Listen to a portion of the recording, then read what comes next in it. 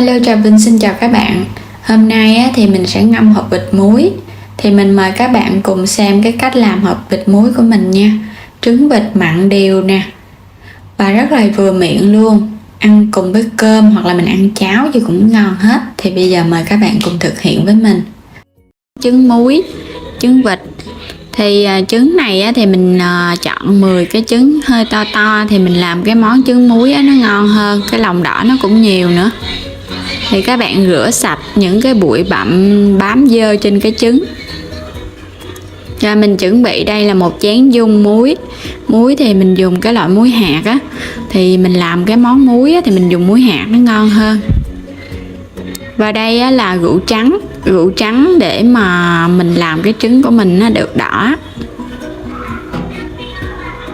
Rồi mình cho hết một chén dung muối vô đây, 300g muối. Và một chén dung muối thì mình dùng 3 chén nước. Nếu các bạn thích mặn hơn thì có thể là tăng lên 400g muối và 800ml nước cũng được. Mình sẽ nấu cho cái phần nước muối này nó tan ra. Các bạn cứ để lửa lớn đi cho nó mau tan. Khi nước muối sôi lên rồi nè, bây giờ nó tan rồi, các bạn tắt bếp, mình để đây cho nó thiệt là nguội thì mình mới dùng được. Và để thử cái nước muối này nó mặn không thì mình cho vài cái hột cơm nguội vô đây. Hột cơm nó nổi lên trên mặt vậy nè là nước muối nó mặn. Rồi bây giờ mình sẽ đi rửa cái phần trứng. Trứng này các bạn rửa qua cái rượu á. Cái rượu trắng này sẽ có tác dụng làm cho cái lòng đỏ của mình nó đỏ đậm hơn và nó có cái độ bóng đẹp hơn. Và nếu không có rượu thì mình bỏ qua cái bước này cũng không sao hết trơn nha các bạn. Chỉ là mình cho nó đẹp hơn thôi. Rửa xong rồi mình sẽ cho qua cái tô hết.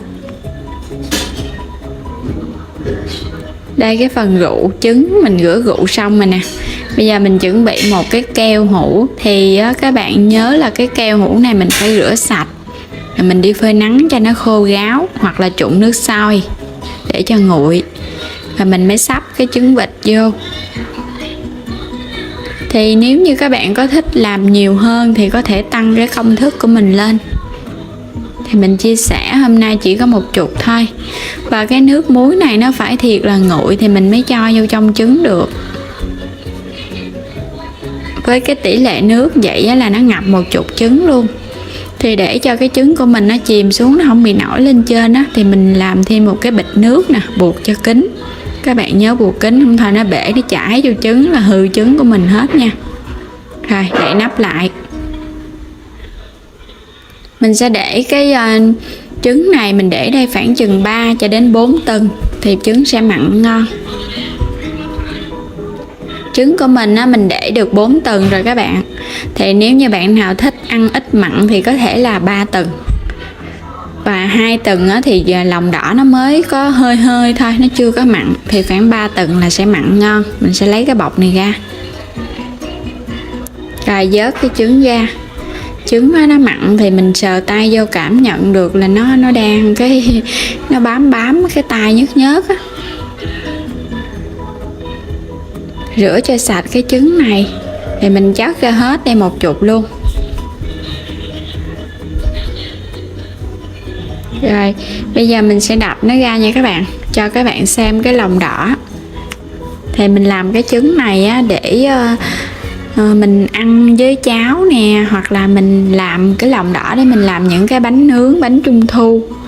Thì mùa trung thu cũng sắp đến rồi đó các bạn. Nếu như bây giờ mình chuẩn bị á, thì đến mùa trung thu là mình làm là vừa luôn. Hoặc là mình chuẩn bị để mình ăn hàng ngày, ăn cơm cũng ngon nữa. Trồng đỏ rất là đậm luôn.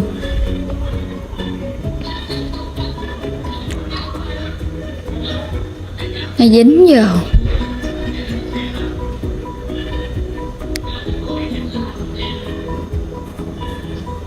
Thì mình tách khoảng 6 trứng thôi.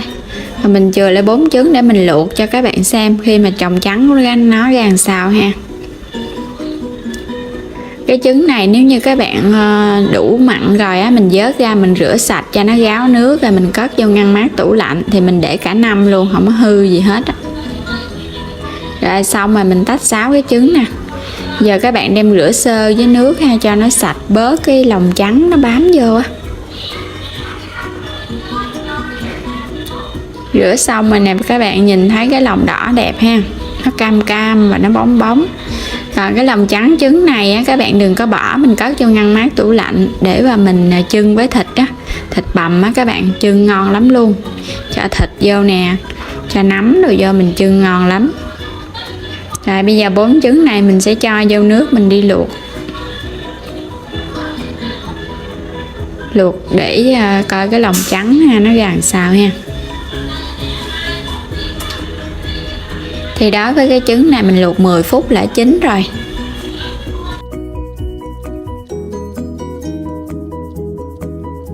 Sau 10 phút thì bây giờ trứng nó chín rồi các bạn.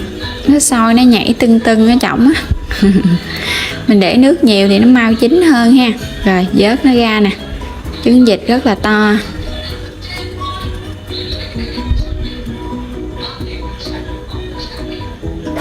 Rồi bây giờ mình sẽ đi chẻ ra. Trứng vẫn còn hơi nóng. Rồi mình chặt nó luôn nè.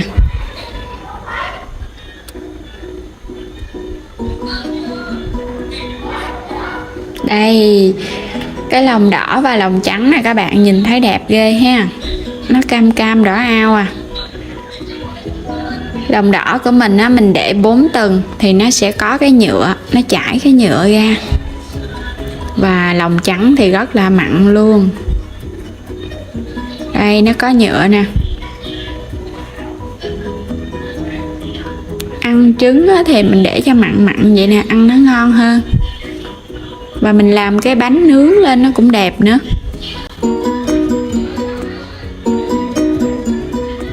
Đây rất là ngon ha. Cái này mình ăn với cháo trắng lá dứa nè, dưa mắm hết sảy luôn á. Nếu ăn với cơm thì cũng được mà nó hơi mặn chút.